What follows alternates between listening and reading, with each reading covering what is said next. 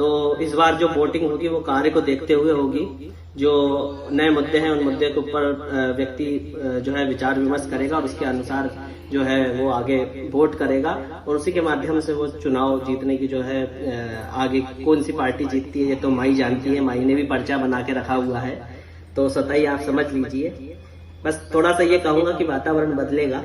मतलब देखिए, मैं तो चाहूंगा कि भारत हिंदू राष्ट्र बने। एक नहीं है, सब अलग अलग है अपने अपने मत को लेकर। स्वयं शंकराचार्य जी ने भी एक मत दिया था, अद्वैत मत। अद्वैत का तात्पर्य होता है सभी में ब्रह्म होना, सभी में एक, अर्थात समता की भावना। तो समता की भावना हिंदू राष्ट्र से ही तो आएगी, वैसे ही तो आनी चाहिए।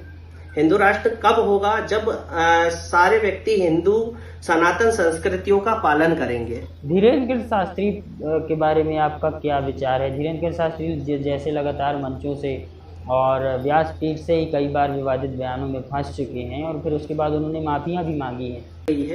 जो उन सिद्धियों को जो व्यक्ति करता है वो स्वतः ही उस मार्ग में पहुंच जाता है और जब सिद्धि हो जाती है तो सिद्धि कार्य करती है, व्यक्ति कार्य नहीं करता। अर्थात शास्त्र में बताया गया है कि ज्ञान पूछता है, व्यक्ति नहीं। आने वाले समय में भाजपा को मुश्किलें हो सकती हैं, कोई दूसरी पार्टी सरकार बना सकती है या क्या होगा आने वाले चुनाव में? प्रेम साईं जी नमस्कार, मैं हूं शशिकांत शुक्ला और आप जनता वाणी देख रहे हैं।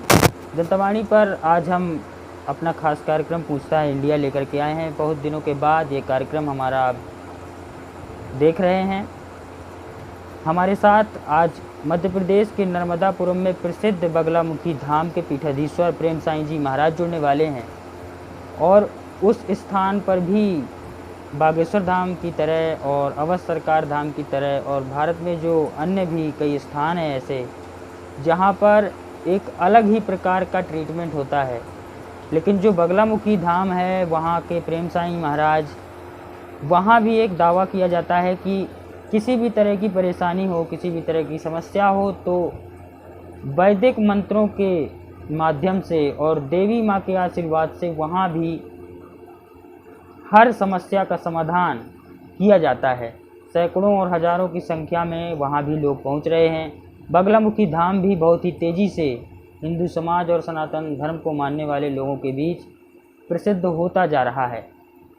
और जिस तरह से भारत के अंदर हिंदू राष्ट्र का मुद्दा चल रहा है, हिंदू राष्ट्र का जो मामला चल रहा है लगातार, बागेश्वर धाम सरकार का चल रहा है, उसके साथ ही चुनाव भी आ रहे हैं। इन सभी मुद्दों पर हम प्रेम साईं जी महाराज से बात करेंगे, उनसे चर्चा करेंगे और कई प्रश्न उनसे पूछेंगे और ये जानने का प्रयास करेंगे सबसे पहले तो कि ये जो धाम होते हैं और वहाँ जो चमत्कार होते हैं, ये चमत्कार किस तरह से होते हैं।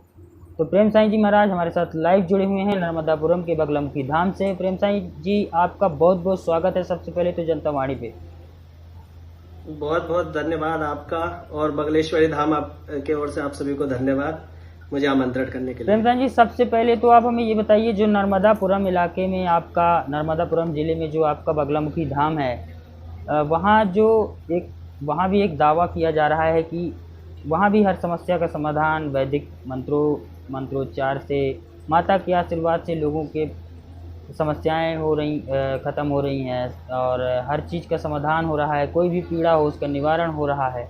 तो क्या सच्चाई है और वहाँ जो कुछ भी चमत्कार हो रहे हैं उसकी सच्चाई क्या है, वो आप हमें बताइए।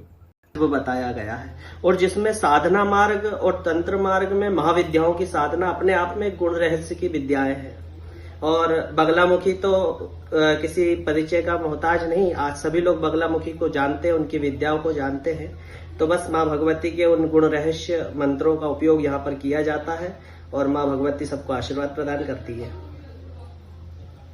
अच्छा प्रेम साईं जी, ये जो बगलामुखी धाम है इसका ऐतिहासिक महत्व क्या है और ये कब से वहाँ लोगों की जो श्रद्धालु हैं, कब से वहाँ पे आस्था जुड़ी हुई लोगों की, और जितनी जानकारी आपकी है इसका इतिहास क्या है इस स्थान का?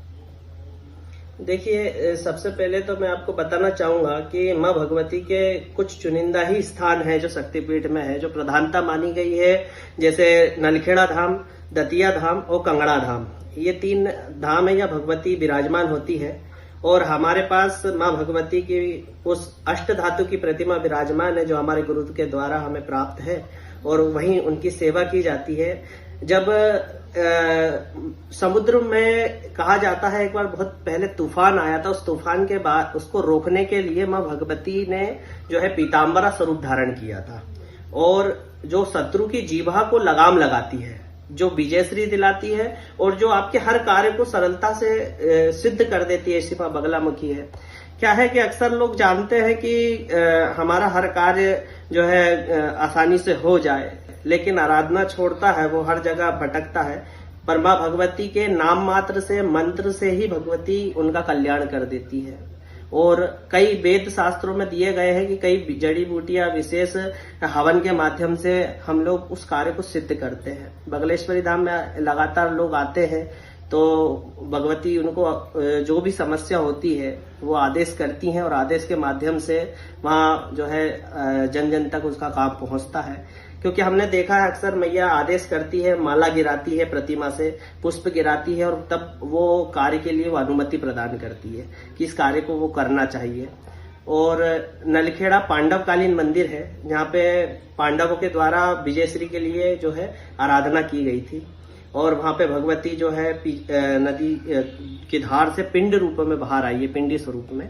और दतिया में जो है माई महाराज जी के द्वारा वहां पर ज्योत जलाई गई, और वो शक्तिपीठ में भी सम्मिलित है, और वहां पे भी हजारों लोग जाते हैं। ऐसे ही नर्मदापुरम में भी माँ भगवती उप महाविद्या उप शक्तिपीठ के रूप में विराजमान है। इसलिए लगातार जो भक्तजन जो माई मैया से जुड़े हुए हैं वो वहां पर आते हैं। कहते हैं बगलामुखी में मारण, मोहन, सम्मोहन, उच्चाटन, आकर्षण, विद्वेषण आदि शक्तियों का समावेश है। और आप सब जानते हैं कि इस संसार में ऐसा कोई भी व्यक्ति नहीं है जो बगलामुखी की शरण। देश में इस समय हिंदू राष्ट्र का बड़ा मुद्दा चल रहा है। हिंदू राष्ट्र पर जो दूसरे पक्ष के लोग हैं वो लोकतंत्र की बात करते हैं, संविधान की बात कर रहे हैं, और जो हिंदुत्व की तरफ के लोग हैं वो भारत को हिंदू राष्ट्र बनाना चाहते हैं। बगलामुखी तीर्थ के प्रेम साईं जी महाराज क्या चाहते हैं? भारत हिंदू राष्ट्र बने या वर्तमान में जिस तरह से लोकतांत्रिक देश संविधान के हिसाब से चल रहा है यही रहे? देखिए, मैं तो चाहूंगा कि भारत हिंदू राष्ट्र बने, क्योंकि हर देश हर अपने जो स्वभाव के नाम से जाना जाता है, अपनी प्रथाओं के, अपनी संस्कृति के उससे जाना जाता है। तो ये जो भारत है हिंदुस्तान के नाम से जाना जाता है, अर्थात हिंदुओं का स्थान, जहां हिंदू रीतियां, हिंदू संस्कृति और हमारे देवताओं के द्वारा जो हमें मार्ग दिए गए उन मार्ग के आधार पर जनमानस चल रहा है, उसको साकार करने के लिए हिंदू राष्ट्र होना अनिवार्य है।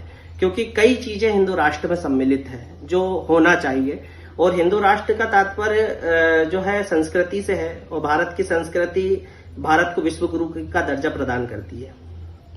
नहीं, लेकिन हिंदू राष्ट्र पे आप सभी संत तो आपका जो एक संत समाज है, पूरा संत समाज तो एक नहीं है। अभी एक शंकराचार्य का बयान आया कि हिंदू राष्ट्र तो रावण का भी था, हिंदू राष्ट्र तो कंस का भी था, लेकिन फिर भी वहाँ अत्याचार होते थे। उनका कहना था कि राम राज्य होना चाहिए, हिंदू राष्ट्र अंतिम लक्ष्य नहीं होना चाहिए। नहीं तो आपका संत समाज ही एकत्रित नहीं है इस मुद्दे पे। तो देखिए, हाथ की सारी उंगलियां एक बराबर नहीं होती है, लेकिन समय आने पे जब सब एक होती है तभी मुट्ठी बनती है। अभी सब एक नहीं है, सब अलग अलग है अपने अपने मत को लेकर।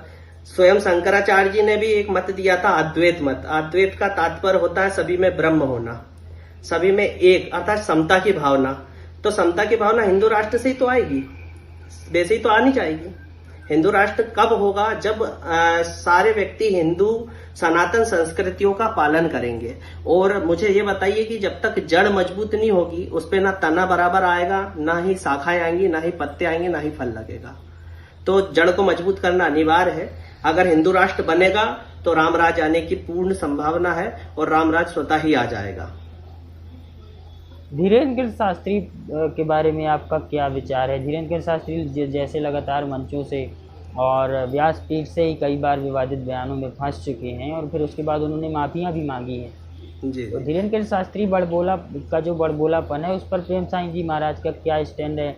आप क्या मानते हैं कि धीरेन्द्र गिरि शास्त्री में अभी भी संत के वो गुण नहीं आ पाए हैं, कथावाचक के वो गुण नहीं आ पाए? क्योंकि नर्मदापुरम इलाके में आप भी एक बड़े कथावाचक हैं, पूरे प्रदेश में कथाएं करते हैं, देश भर में कथाएं करते हैं।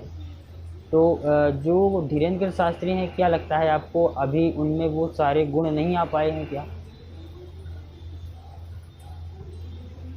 देखिए, मेरे अनुसार मैं तो उन्हें पूर्ण मानता हूँ। देखो, पूर्ण तो पहली बात तो कोई है नहीं, लेकिन व्यासपीठ पर वो जिस पदवी पर बैठे हैं तो मैं उनको यही मानता हूँ कि वो पूर्ण है।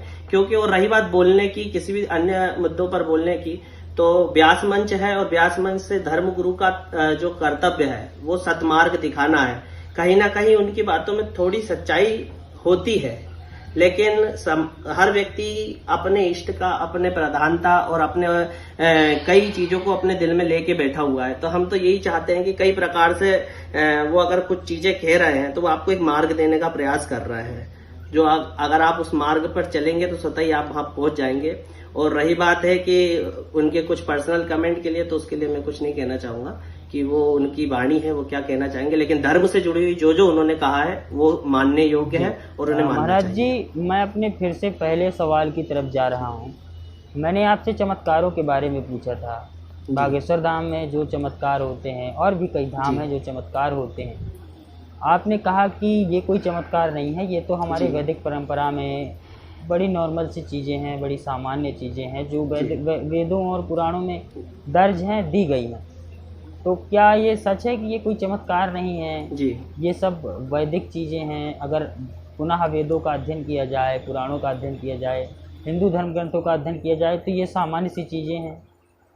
कहते हैं कि ये शास्त्र में दिया गया है, साधना शास्त्र में बताई गई है, कई सिद्धियां बताई गई है।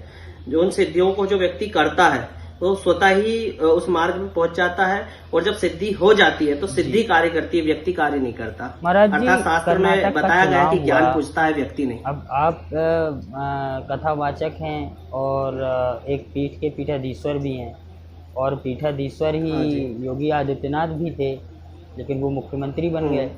तो ऐसा तो हम मान नहीं सकते कि भाई संत समाज राजनीति से दूर है। तो मैं आपसे राजनीतिक प्रश्न भी करना चाहता हूँ। कर्नाटक का अभी चुनाव हुआ, आपने भी देखा क्या हुआ चुनाव में। हाँ जी। आने वाले समय में अपने मध्य प्रदेश, आपका राज्य है मध्य प्रदेश, नर्मदापुरम इलाके में, नर्मदापुरम का जो ज़िला है और 2-3 ज़िले हैं, उस इलाके में आपका एक यजमान तो हैं, आपके भक्त हैं, आपके पीठ के श्रद्धालु हैं। तो आप समाज के बीच में ही रहते हैं, समाज के लोगों के ही बीच में रहते हैं। क्या लगता है आपको मध्य प्रदेश का जो बदला सा माहौल दिख रहा है और बदलाव की तरफ जो जनता का रुझान है, क्या लगता है आने वाले समय में भाजपा को मुश्किलें हो सकती हैं, कोई दूसरी पार्टी सरकार बना सकती है, या क्या होगा आने वाले चुनाव में? प्रेम साईं जी महाराज को क्या लगता है? देखिए, मेरा मत तो ये कहता है कि जो जनता है वो समझदार है और वो कार्य को देखेगी, व्यक्ति को नहीं देखेगी।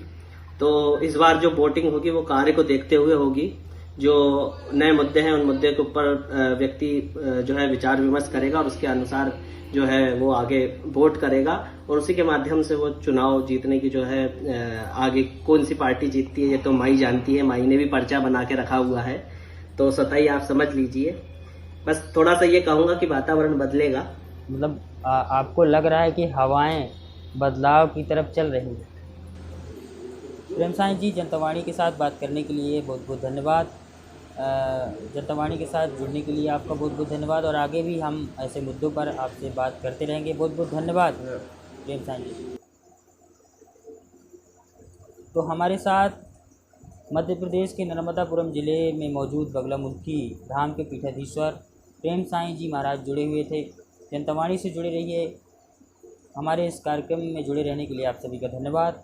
जनतावाणी को सब्सक्राइब कर दीजिएगा, फेसबुक पेज को लाइक कर दीजिएगा। नमस्कार, जय हिंद।